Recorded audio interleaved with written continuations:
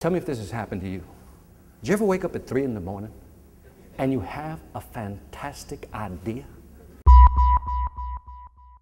Sometimes you have an idea, and man, it's the best idea you've ever had. And you're tossing and turning, it's 3 in the morning, and it's the best idea you've ever had. In fact, you're tossing and turning so much your significant other kicks you out of bed. That doesn't deter you. So you're walking around the house and says, man, this is the greatest idea I ever had. By 7, 8 o'clock, this idea is so good, you commit that sucker to paper. You have one of those Jerry Maguire moments where you have to write the manifesto, right? You sit down and you write it all out, and then you print it, and you're like, man, and you read it and you're like, this is the best idea I've ever had.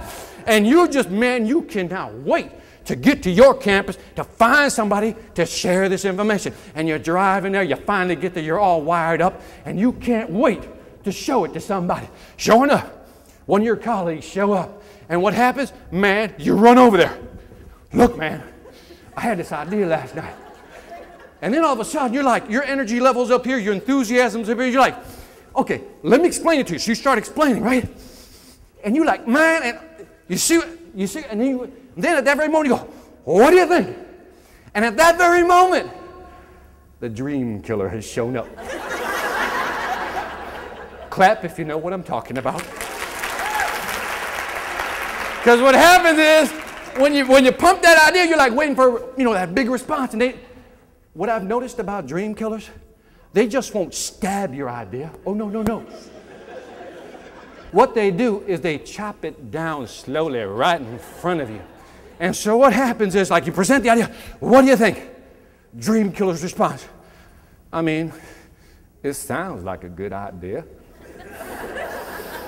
And you're like, you feel your enthusiasm waning a little bit, but you're not going to give up. Say, no, you're not understanding. Let me describe it to you. And then you go Puerto Rican on them. You just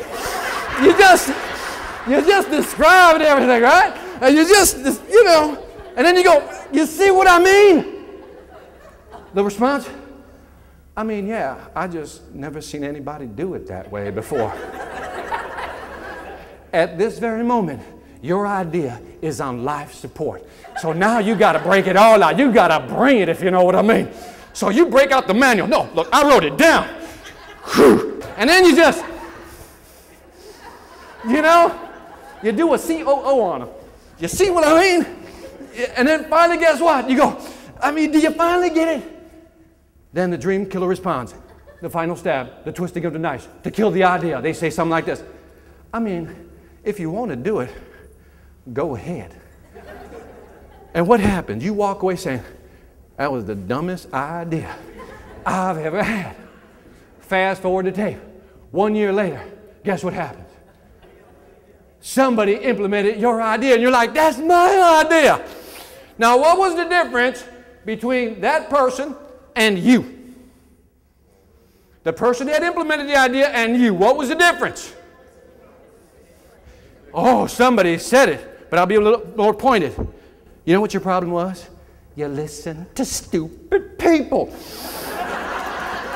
Now, I know what you're saying, Victor. That's so wrong. That's so rude. You can't say this in a public forum like that. That's just ugly. But let me go ahead and describe stupid, and then you tell me if you agree with my definition of stupid. I've identified 3 categories of stupid people whose advice you should never take. Here they are. I've identified them, categorized them for your benefit. Level number 1. There's people who don't know. Never ask people who don't know. And there's people who don't know and know they don't know. Have you met them? That's the second level. What's the third level? There's people who don't know and know they don't know, but pretend to know what they don't know. Yeah. Have you met them?